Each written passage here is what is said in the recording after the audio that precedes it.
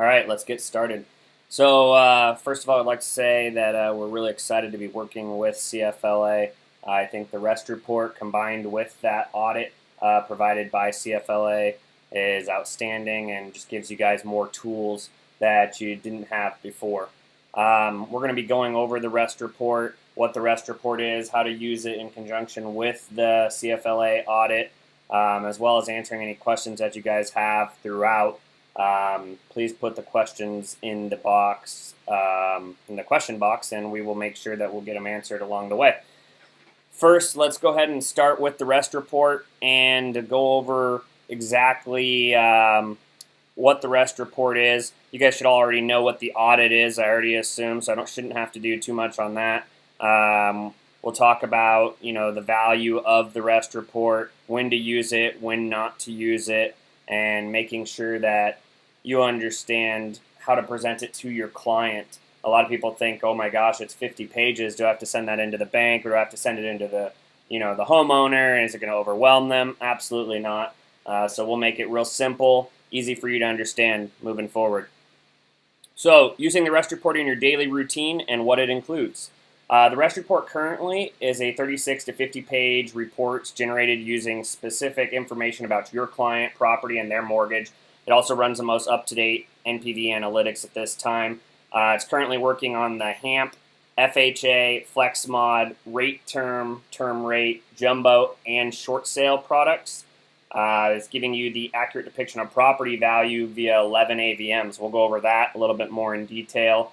The AVMs, basically, we supply you the two with the highest confidence score.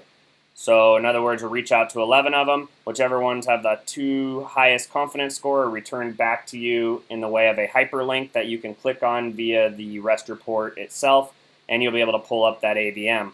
Currently, as I said, it is using NPV 5. I believe it's 5.2 right now. We're still in the NPV 5.0 range. Most important about the REST report and about this whole presentation is if the REST report shows that you qualify, you do. And I was showing you examples of that as well as somebody that didn't qualify, had no options whatsoever, and we reran the report a total of 3 times and were able to get 2 options when they initially had none. So that's really exciting, and I think you guys will really enjoy it. Which programs does REST work best for?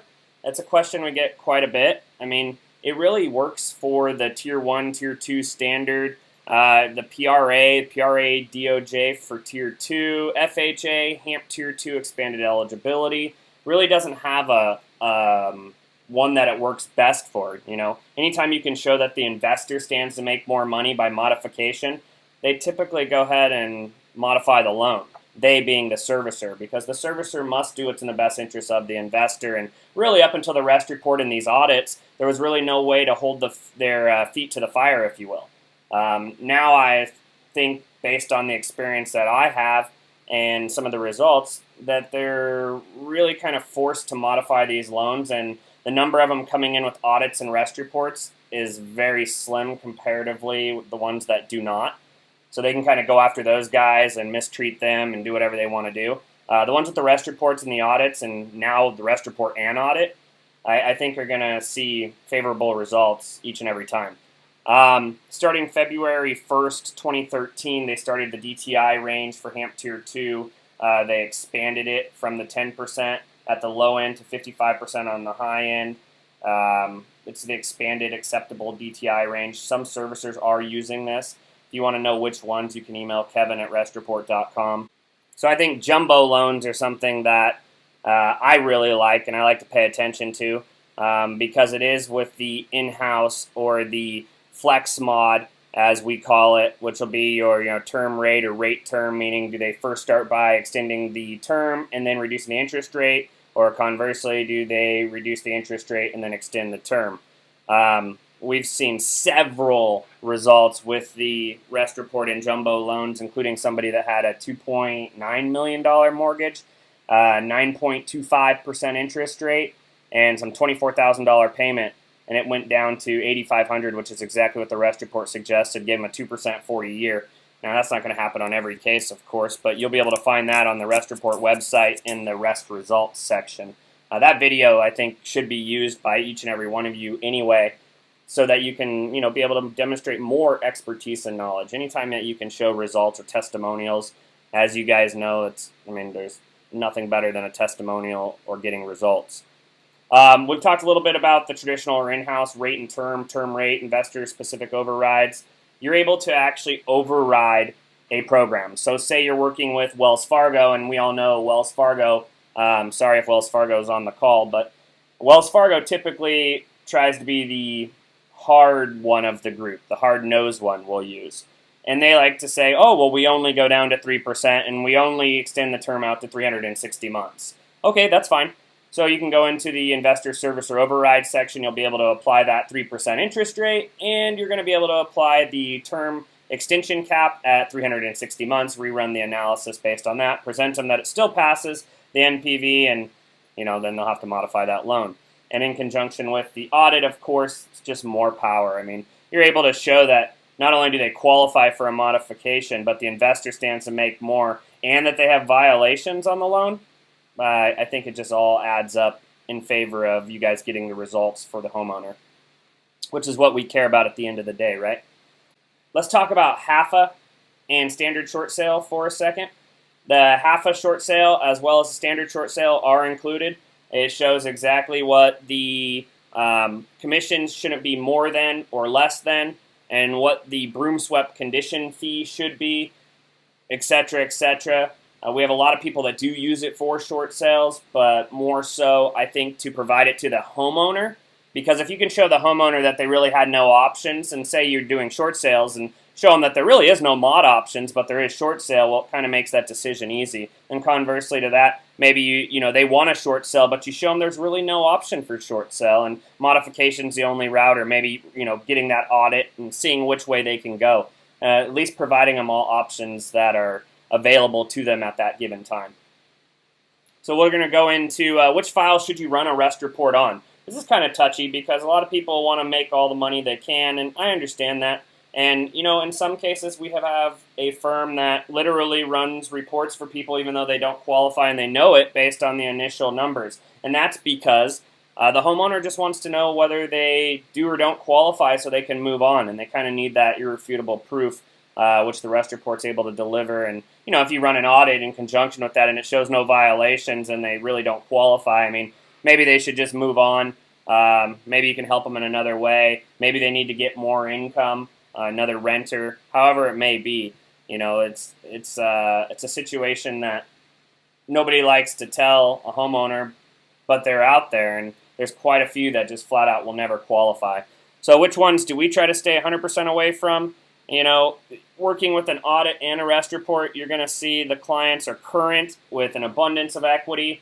Sure, if they have a ton of violations, maybe you guys are okay with that. As far as the rest report goes, if they're current and they're already spending less than 31% of their gross income on principal and interest, and there's really nothing that the report's going to do besides give them an accurate depiction of property value and maybe show them some mod options if they had less income or more income, if you know what I mean. So you can kind of play with the numbers there.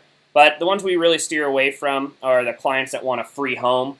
Those ones are ones we run the other way. The ones that are guarantee, that want a guarantee rather, that's a big one. There's no guarantee out there. We can't guarantee what they're going to do. Shoot, Wells Fargo foreclosed on 30 homes they didn't even own. So let's not try to guarantee anything. At the end of the day, the rest report's going to show exactly what they should receive and what they should qualify for. And just like the audit, obviously you guys can't guarantee anything with it, but you can point out that there is in fact violations, and you just can't guarantee what the results of the audit or presenting those violations are going to be. Same thing here. We want to steer clear of that. The people who rent or don't own a home, so many of them are trying to come through the channels and find out, if they do in fact qualify for a payment cut in half. They don't even gather the fact that, the person that told them that probably owned their home and they in fact rent. We don't deal with renters at all. I'm sure you don't deal with renters at all, so that should be a no-brainer. Next, I think important, the files that you should run the report on. With those being very few files that you shouldn't, I think you kind of get the idea that, it doesn't matter if it's a cookie cutter or not, you really can run the report. A lot of people go, well, I don't need to run a report, and I'm sure you're the same way with an audit. Well, I can already see that there's violations, and I already know what's going on. That's not the case. It's all about building the rapport, building that client file, finding out exactly what they qualify for, and should they not qualify, finding out why. Same thing I'm sure goes again with the audit. Making sure that those violations are noted and build your file and build more value. And I think the most important is building value with the homeowner themselves. If you can demonstrate expertise and knowledge not only to your homeowner, but then when you submit the file to the servicer, they really aren't going to argue with the guy that actually knows they do in fact qualify and that investor, again, stands to make more money. So, any way that you want to look at it, every file with the rest report has the possibility of generating your company 2 to 3 extra leads, and I'm sure you're seeing that with the audits as well. You sell one to Becky, and Becky goes, look, the bank's been pulling the wool over my eyes the entire time. Check it out. I do, in fact, qualify. I qualify for a short sale and a modification based on the findings here. And then the neighbor goes, what? Really? I want one of those. And next thing you know, you have another client, and they're first ordering the report, at least figuring out what options they do, in fact, have at the given time. Really big deal. Some of the benefits of using the report we're going to go over in a minute, but I'm going to show you one right now that did not qualify. Just flat out didn't qualify. And we looked at why they didn't qualify by kind of analyzing the report, going to the summary section, and then going down to the affordable payment analysis down at the bottom. And then on the third one, we're going to be going to the EPV-NPV, which is the estimated property value versus net present value. And we'll be going over that as well to show you exactly what we saw on the rest report side that allowed us to change some of the inputs and rerun that analysis and get a passing report, and thus getting results for the homeowner. So we're going to jump right into one that didn't qualify at all. So simple. This one here, we're going to go with the first report that was ran. Absolutely no options. You can see here on the qualifying section, there's no options for them. Down in ineligible, it tells you why. Well, while looking at the why, before even getting into that, in this case, I'm going to jump, very first thing I would do is go all the way to the last page and find out what's going on. Well, I can see there that 1866.69 more in income is needed in order for it to qualify, which is 5215. Now that's at a 2% 40 year. So don't think that they need that right out of the gate, because that would just mean that to get to a 2% 40 year. That should send off some of the light bulbs in some of your guys' heads there that goes, oh wow, some of you guys that know really what you're doing, yes, that's the answer. You can absolutely put 800 in. Maybe it would require a principal reduction. Maybe it would require a principal forbearance. So this is where it goes hand in hand with that audit and finding out, what the, if you guys are doing a securitization audit, or you're finding out that that investor or that pool of loans maybe won't offer or typically doesn't offer, a principal forbearance or principal reduction. You can kind of set the file up however you decide that's best for your client or that fits that guideline. So in this case, we went ahead and used 5225, gave it a little pad, because a lot of people ask, how quick is the rest report? How fast does it work? Well, it's a piece of paper. It doesn't change once you send it in. So you have to remember that if you're running this analysis and you put it in your file and you leave it there for 2 months and then send it in, well, it's going to be different. So a lot of people go, hey, well, is the rest report results spot on? Yeah, they are. Go to the restreport.com and look at some of the results, and there's a video there that shows some of them are 1 penny off, 7 cents off, $7 off. But typically they're going to be spot on if they're modified within the same month. Otherwise, you have all the delinquent interest, penalties, past due, and then obviously your taxes and insurance that are going back into that. So if another month goes by, well, then your delinquent interest, of course, would change. So in this case, again, we went with 5225, gave it that little bit of a pad, just assuming that, hey, if another day goes by, we want it pretty close. Rerun the analysis, and we'll look at it now with the 5225 in income. Updated that. There it is. So actually did 5275, I'm sorry. So 5275, gave it even more of a pad, the exact same file. And now we'll go to the summary section here. And the summary section, you're going to see now, look at that. Amazing, right? Now you have HAMP Tier 2 available. So let's see if I can get this back down to, there we go. And then you have your ineligibles. Well, when I look at the ineligible here, I go, wow, that's really crazy. I mean, how could you ever let a homeowner go when Tier 1 didn't qualify because it was $304,061.63 versus the NPV of the unmodified loan being $304,075.89. Way too little of a difference for me to let that one slide. First thing I'm going to do is go to Tier 1 eligibility, figure out what it was. We just did that here. Next, we're going to go down to the EPV, NPV break-even analysis, and we're going to find out why. So in this case, wow, look at that. It shows that it passes it at 300 and a 422, but at 400 it doesn't. This is where having the rest report is paramount, because there's no way you knew this, there's no way I knew this, and there's no way the banks knew it. In fact, in this example, we said, okay, well, let's go ahead and run it at 422, because what's that going to do when you call into HMP admin and they go, well, sir, we've already ran it at 400,000. I mean, of course it's not going to pass at 422. That means more money for the investor, right? Wrong. That's totally wrong. So, and don't feel bad because I would have said right. Now, let's go ahead and rerun the analysis with the 422 because it shows it passes. But here's why. You'd think that with 422 that the investor stands to make more money, the home's worth more, and ultimately that, guess what? I'm going to get a modification, or I'm not going to get a modification because the investor can make more money by selling the home.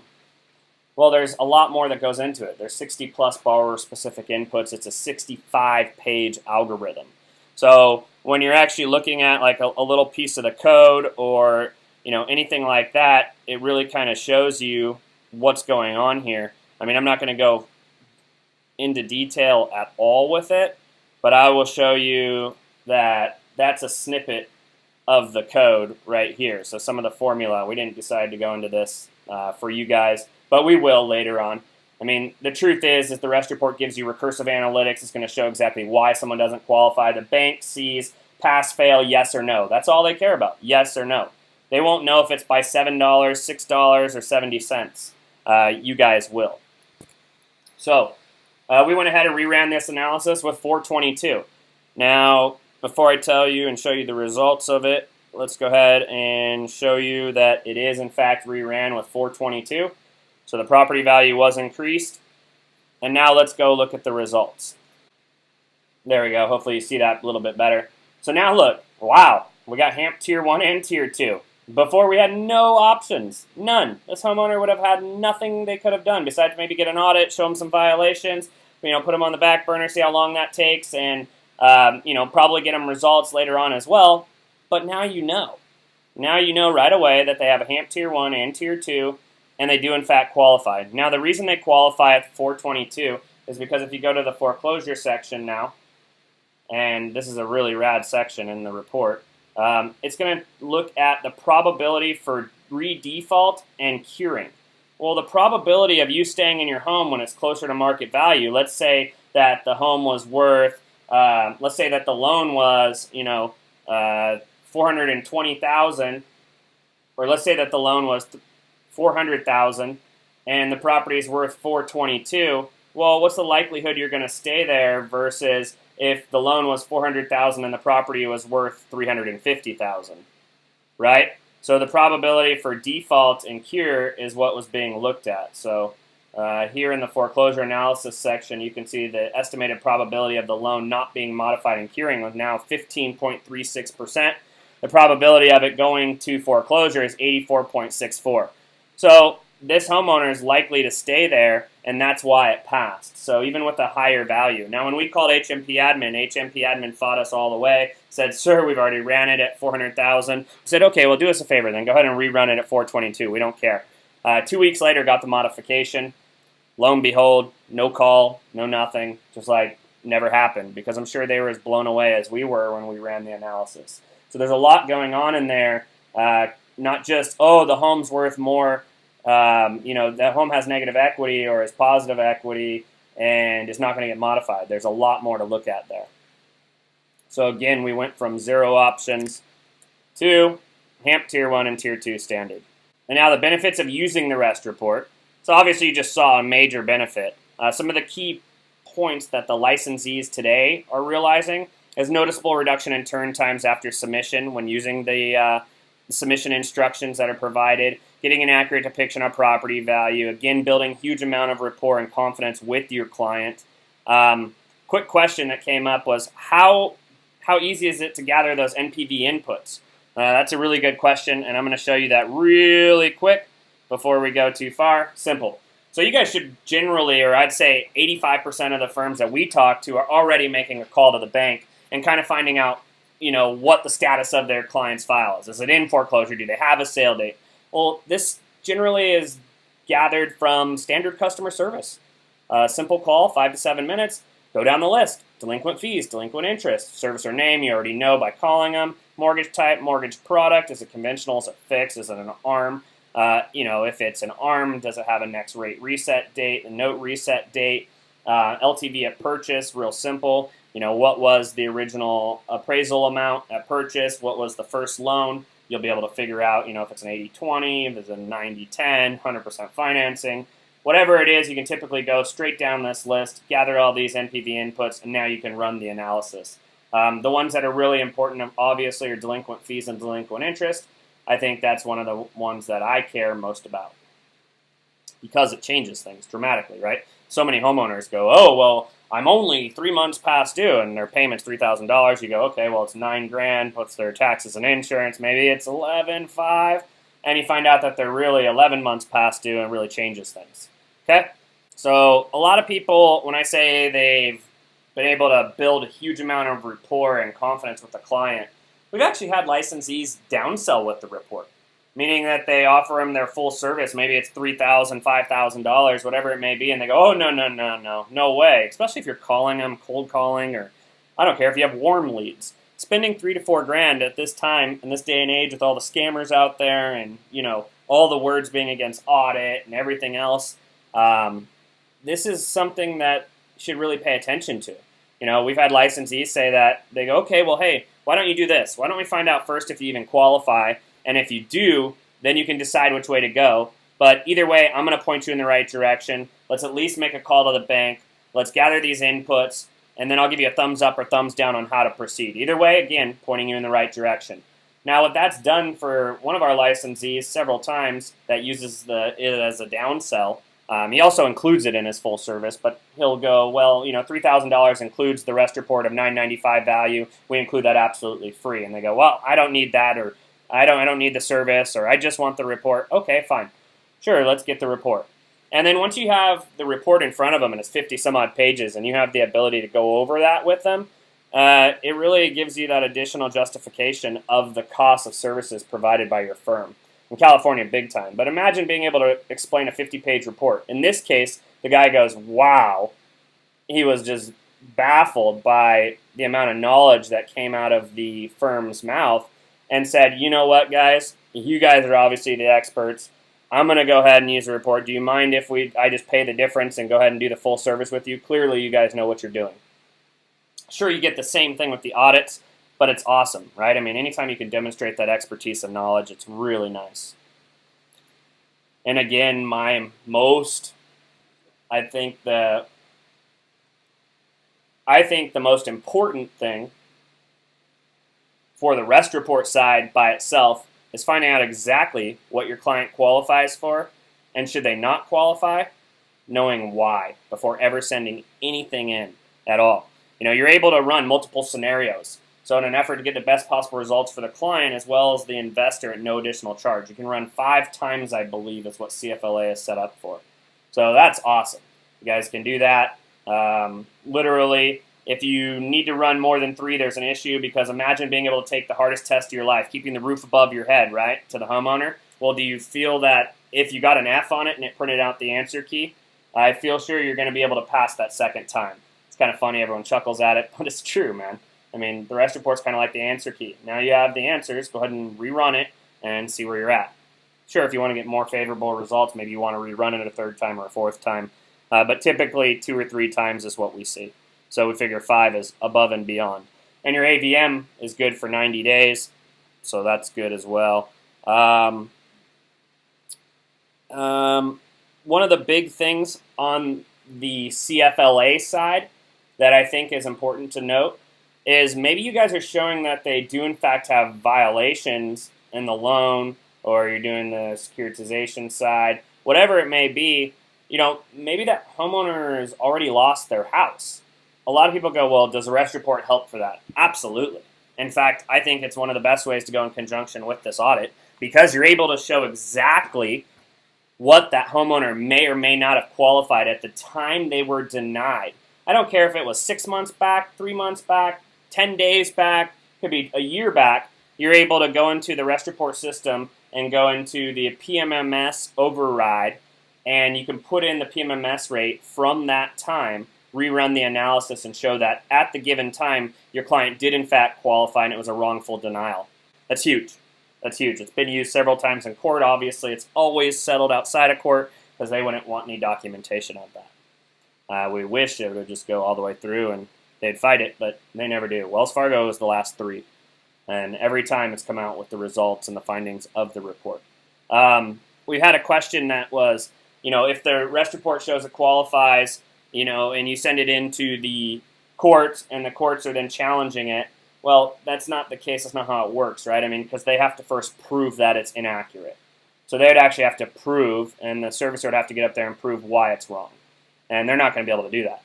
So that hasn't happened. That's a question that was just an ongoing question that I've seen a couple times here. So as far as needing somebody to come in, we always offer it. We've always had the ability to have someone come in at $300 an hour and testify to the, validity of the report, but there's just no reason. They have to first prove why it's inaccurate, and it's not. Okay, let's move on to standard way you would acquire a client. I'm going to jet through this. It's kind of like new client file, you collect your docs, you send a TPA into the lender, maybe you do a one-time verbal authorization, the bank call, gather the inputs. That's from that input sheet that I just showed you a minute ago. So that's, gathering those inputs. You generate your first rest report, you do a balanced budget and making sure it's solvent, verify the income, you underwrite that file, and now look, you generate another rest report and you submit your file. It's typically how we see most firms run the analysis, and obviously you have your CFLA audit in there as well. Important to remember, if it passed for a modification program in the rest report and the servicer issues a denial, you can be confident that the servicers must have used information that is different than what is in the report. This will happen if you don't verify income and expenses on every call. So we've had people go, oh my gosh, my rest report showed it passed and we didn't get a mod. And I go, okay, well, settle down.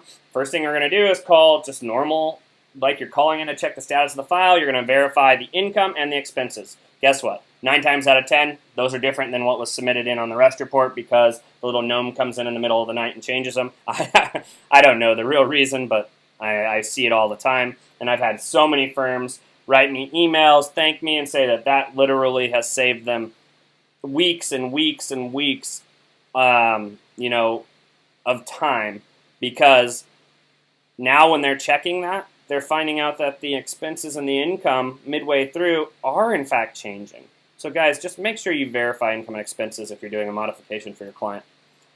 Don't use handwritten docs. I don't care if the homeowner handwrites it or not. Copy the signature down at the bottom, type it in, just do it in PDF, send it in.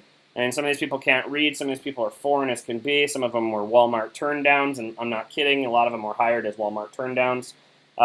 So you guys really got to be careful when you're sending in these files. Don't leave anything to chance at all. When getting a denial, make sure you get the actual NPV inputs that were used. We've had several times where they say that it's denied after a rest report shows it's qualified, rerun the NPV inputs, and while looking at the inputs, you either see an error or it does in fact qualify, and then you send back the report and go, wait a second, we used the exact same inputs and it showed it did in fact qualify. That actually happened to Dave, who obviously you guys will all know he's the head of the whole training division. He's the director of training, support, and he really kind of gets you guys all up to speed. And I'm telling you right now, there's nobody better than understanding how the banks work, because he was denied 9 times right around Christmas. In fact, I believe his sale date, you'll have to ask him, was right around think like 3 or 4 days before Christmas, and that was his last sale date, and he had challenged it with the rest report, and they had just sent him the mod. 2 weeks later, they stopped the sale first of all, and sent him the modification after sending the NPV inputs, and we reran it with the rest system, and it showed it did in fact qualify. It showed there was nothing wrong. So they just flat out lied. They put all the right inputs in, but then at the bottom where it shows did he pass the NPV, they put no. I mean, literally, these guys have an Excel spreadsheet, and they go down, and it's pass, fail, yes or no. So be aware of that. Typical flow. This is something that's available to you guys. Real easy. First run of the rest report, review summary of findings, kind of what we just looked at on page 11. Does it qualify? Yes. Go to the right, check for correct information, underwrite the file, rerun the report. If anything's different, package and submit. And then you have, no, it didn't qualify. Well, check for the failure reasons on page 11 where I showed you how to do that. You view the income needed. On page 41, review information submitted. Check or correct. On page 5, you're able to look at the NPV inputs. We actually included the NPV inputs this time. So that's something that is pretty cool. Let me show you real quick. So the NPV inputs start on page 4. And there's your information submitted for analysis. And then you go down, and this is the exact input style that the banks use. Obviously, remember the real estate services and technology side of our company supplies to the banking institutions. REST is more of the acronym that helps the third parties or law firms or modification firms out there. So keep that in mind. So here's the actual NPV inputs. It's real nice to go side by side and go, okay, number 4 matches, number 6 doesn't match, number 8 matches, or wow, is the file imminent default flag? Is it yes or no? This flag being yes or no on there is the deciding factor on modifications a lot, because if somebody's 30 days past due, well, they're not an imminent default. And even more important, if they're staying at 60 days past due, well, at 60 days it goes to a foreclosure team. At 59 days, it goes back to non-imminent. It goes to imminent default. So you got to remember those files are starting over each time it goes back to a different person. So keep that in mind when you guys are having somebody that wants to stay exactly 60 days past due, and always check for the imminent default flag. But the idea here is just showing you again that the NPV inputs are here in the exact order typically as most servicers. Okay, and go back to that little flow chart. So there you go. In the event, you can really kind of follow this. It's real simple. I'm sure your audit fits right in there. And the tips and tricks, this is just like a recap. Super important. Verify income and expenses on every call. I think I've said that 10 times now. Keep up-to-date information on your client. I don't care if they want to whine or say, I've already sent that in. It's their job. It's the last thing they have to do. They don't have to deal with the servicer. That's what they need to do. You're going to get more referrals and mods once you start doing this. And then being civil. Remember the person with the 3-ring binder on the other end. They're just hired to be there. No need to yell at them or blame them for anything. Typically, they're just the messenger. So what does it mean? Don't shoot the messenger. That works in this industry as well. I mean, these people are really nice. I've been super nice to them. I have people that we can text message to stop a sale. I have people that are really, really nice that go out of their way to help. And that's just because you talk to them like a normal human being and don't blame them for things or, call them the criminal or they're the ones that are liars or anything, because they're not. They're just the spokesperson. All right. A lot of people say, where can I get good leads? This is pretty cool. Average loan mod lead in our industry right now is typically between 200 to 600. I've seen people pay 8 to 9. That's the typical. And now they have this Zillow tool out there to find out which places are underwater. In this case, it was Calaveras County. 28% of homes are still underwater. Zillow home values, default, the index rather, 214,000. So you can kind of use this tool. Just look up, I think it's Zillow, what is it? Zillow, I believe it's called, I'll have to look it up for you guys. I'll get you guys a link, and we'll make sure we put a link in here. But you can run Craigslist ads in those areas, guys. Ask people if they need help. Generate leads on your own. Now we're going to have a bunch of trainings on sales, generating leads. I mean, I run all the sales stuff and make sure we're all compliant, because I've had my share of making sure, seeing firms out there that are just terrible. And then I've seen firms that had no idea that they were being terrible. And then I've seen firms that are making the most money by actually being compliant. So that being said, we're going to be here for you guys, and it's a long-term partnership between CFLA and RestReport.com. All right, some of the leads you guys probably forgot about. Reaching out to your current clients. A ton of licensees have reached out to existing clients they're already working on, even if the file's been sent to the bank. Maybe they let them know that, hey, the servicer is not working in the best interest of the investor. However, I have access to this new tool, and it's going to be available to us on Friday. It's typically $995. However, my firm, because you already have an audit, is willing to eat $400 of that, $200 of it, whatever it is, guys. Sales 101. Path of least resistance, and removing any of that risk, and always hooking them up, right? Always got to give them a deal. They always want a deal, especially if they're already your client. Rest is a marketing tool. Typically, we're seeing people, again, with the Rest Report generating 2 to 3 leads just as off referrals. I'm not going to go too much into that. Rest Connect, CFLA is going to be part of Rest Connect. Right now, I'm not going to go too much into that either. Besides the fact that you need to know that you're going to have access to work and operate in 50 states. And conversely, our licensees that are only Rest Report people that maybe don't want to be involved with audits, but their clients want an audit, will be able to send files in, and CFLA will be able to dictate where those go into which states, depending on where their customers are. Okay? So jumping through that, sorry, I don't want to spend a whole bunch of time on that. Let's go into the email template. This is what I was just talking about. Literally sending out this email template, we've seen up to 30% results. I wanted to reach out to you and give you an update on your file. We've been working with your servicer for some time now. They're just not working in the best interest of the investor. Here's the new tool. Exactly what I was just talking about. This is available to you.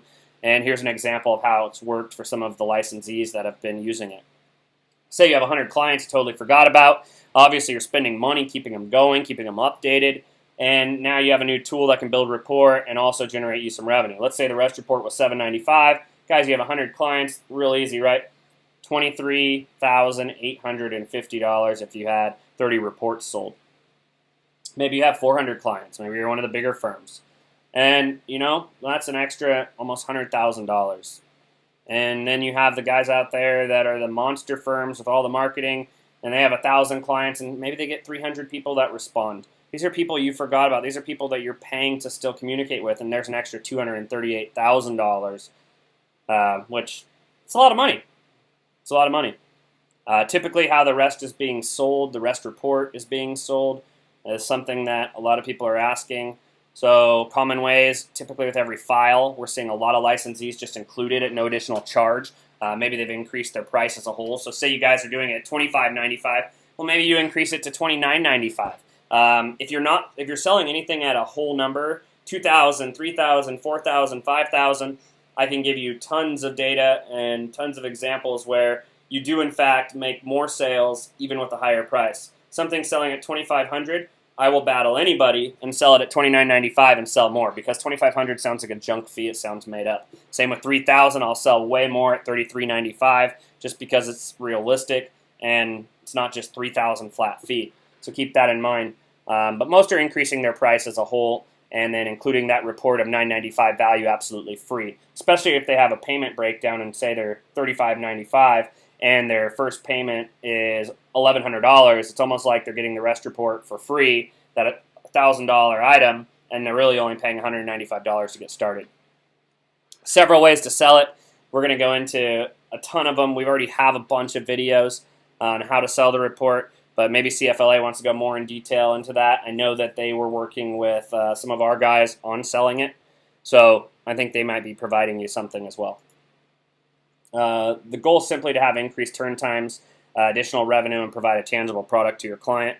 It really is, at the end of the day, is to get results, right? I mean, we offer our service for X and include the Rest Report valued at $7.95 or $9.95. That's absolutely free. A nice ring to it for the sales floor. Really does, and again, just reiterates what I was saying.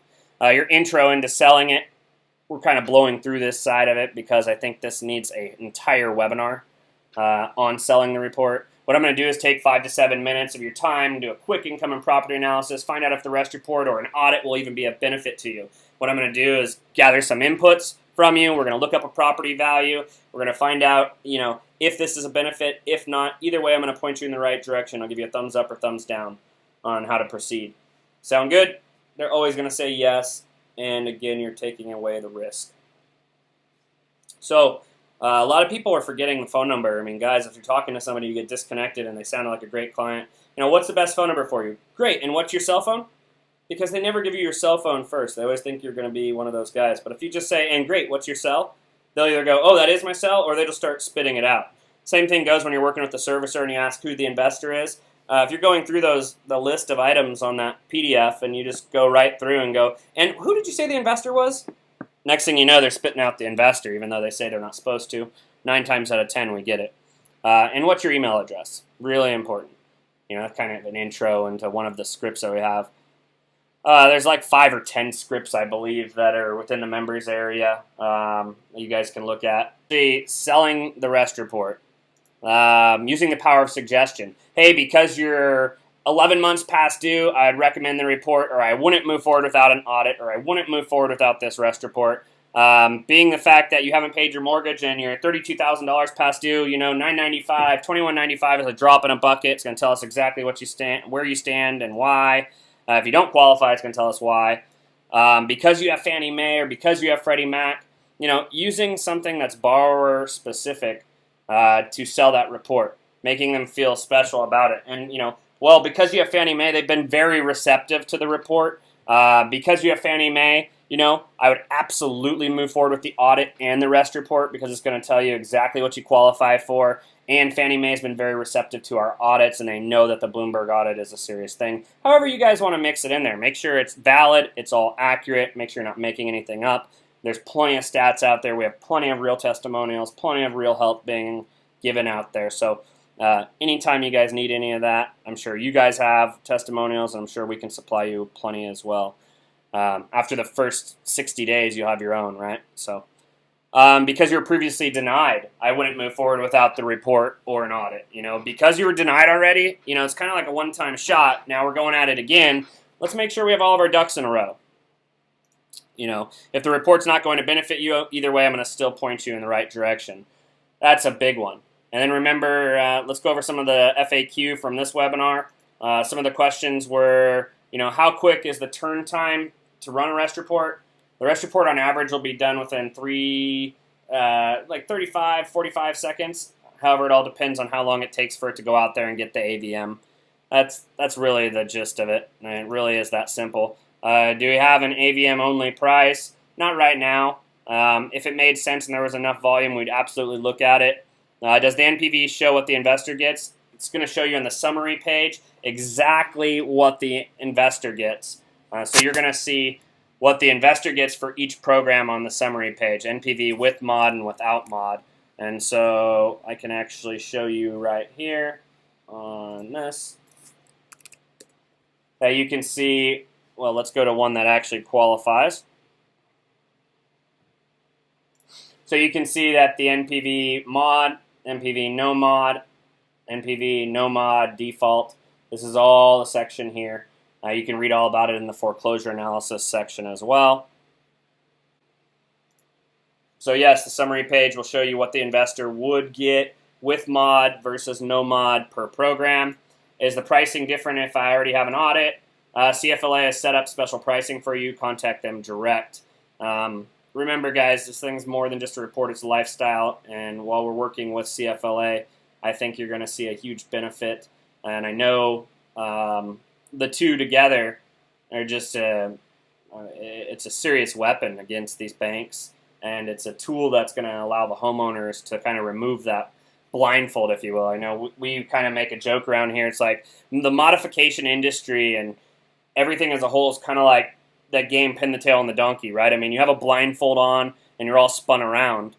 Well, that game's pretty hard. I mean, you have a blindfold, you're all spun around, you go and you try to get the pin in the donkey. Now imagine playing that game without a blindfold and without being spun around.